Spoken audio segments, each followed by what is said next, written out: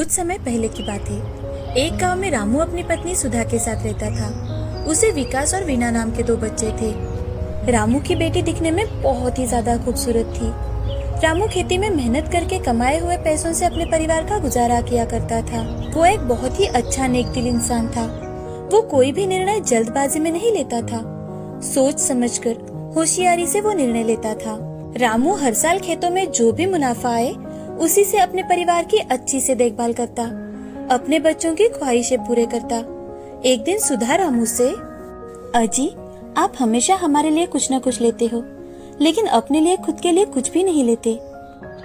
अरे सुधा, तुम्हें और बच्चों को खुश देखकर मुझे इतनी खुशी मिलती है, मैं तुम्हें बता नहीं सकता। आप भी ना। अच्छा, मैं क्या सोच रही थी कि इस साल वीना का 5वां जन्मदिन है, तो बच्चों को कहीं बाहर लेकर जाए और वहीं पर उसका जन्मदिन भी मनाएंगे। सुधा, मुझे तो ऐसे लगता है ना कि हम वीना का जन्मदिन किसी अनाथालय में जाकर मनाएं, ताकि बच्चों को भी फिजूल खर्च के अलावा पैसों का मूल्य समझ में आए, उन्हें पैसों की कदर हो। ठीक है, आप बिल्कुल सही कह रहे हैं। रामू पैसों से अमीर नहीं था, लेकिन वो मेहनत करके पैसा कमाने पर विश्वास रखता था। वो हर साल किसी अनाथालय में जाकर बच्चों को जरूरत की चीजें देता था, और उसने अपने बच्चों को भी यही सिखाया था कि हमेशा जरूरतमंद लोगों की मदद करनी चाहिए। लेकिन पिछले 2 सालों से ज्यादा बारिश के कारण रामू के खेतों में कुछ भी फसल नहीं हुई, और इसी कारण उसे कर्जा लेकर घर का गुजारा करना पड़ा।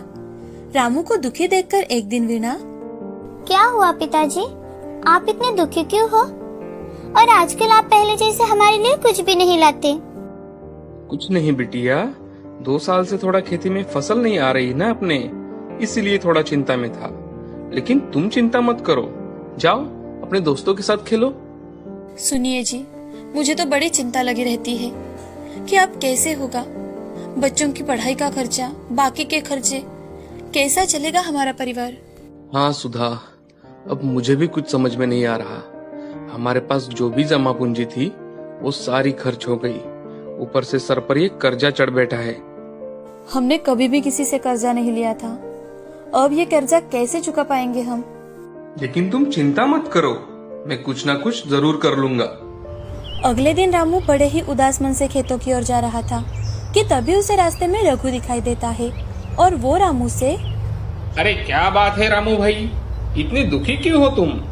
अरे रघु भाई, मुझे इस साल की फसल से बहुत ज्यादा उम्मीद थी। अब तो मेरे पास का सारा पैसा भी खर्च हो चुका है, ऊपर से कर्जा लेना पड़ा। पता नहीं अब क्या होगा। अरे रामू भाई, इतना मत सोचो। चलो, अब शाम होने आई है, अब घर चलते हैं। हाँ भाई, तुम चलो, मैं एक बार खेत में चक्कर लगा कर आता हूँ।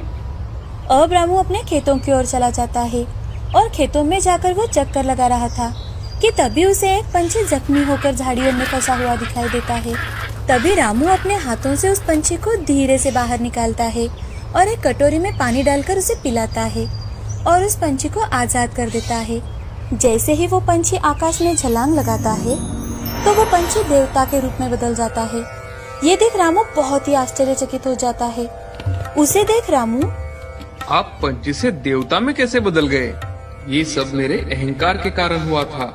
एक ऋषि से मुझे श्राप मिला था, और इस श्राप से मुक्त होने के लिए उन्होंने मुझे कहा था कि मुझ पर किसी को दया करनी होगी, और दया कर मुझे आजाद करना होगा, तभी मैं इस श्राप से मुक्त हो पाऊंगा। रामू देवता को प्रणाम करता है।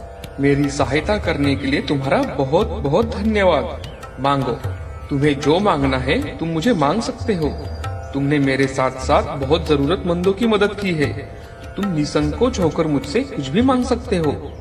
रामू थोड़ी देर सोचता है, और सोच समझकर वो देवता से, भारी बारिश के कारण मेरा खेत खराब हो गया है और फसल नहीं आई। मुझे बस इतना चाहिए कि मेरे खेत का फसल सोने की तरह अच्छे से उगे। तथास्तु, तुम्हारी सारी इच्छाएं पूरी हो जाएगी। आशीर्वाद देकर देवता वहाँ से गायब हो जाता है। रामू अब खेतों में जाकर बीज बोता है, और कुछ दिनों बाद फसल काटता है तो वो देखता है कि फसल काटते काटते उसमें कुछ चमकीले पत्थर नीचे गिर रहे हैं। अरे सुधा, ये देखो, ये कितना चमक रहा है। हाँ, ये तो बिल्कुल हीरे जैसा लग रहा है। रामू और सुधा बहुत ज्यादा खुश थे। अब वो सारे फसलों में से हीरे जमा कर घर लेकर आते हैं। उसमें से एक हीरा रामू सोनार के पास लेकर जाता है तो उसे पता चलता है कि वो हीरा सच में असली है। अब रामू दौड़कर घर आता है और सुधा को जोर जोर से आवाज देने लगता है। अरे सुधा, सुधा, कहाँ हो तुम? जल्दी आओ। क्या हुआ? क्यों चिल्ला रहे हो इतना? मैंने तो आपको आज तक इतना खुश कभी नहीं देखा। अरे सुधा, हमारे खेत से निकले सारे हीरे असली है, असली। क्या? अब घर में सभी बहुत खुश थे। रामू कुछ ही दिनों में वो हीरे बेच देता है और अपने लिए एक बड़ा सा घर बनाता है। उसके पास पैसे आने के बाद भी उसे बिल्कुल भी घमंड नहीं था।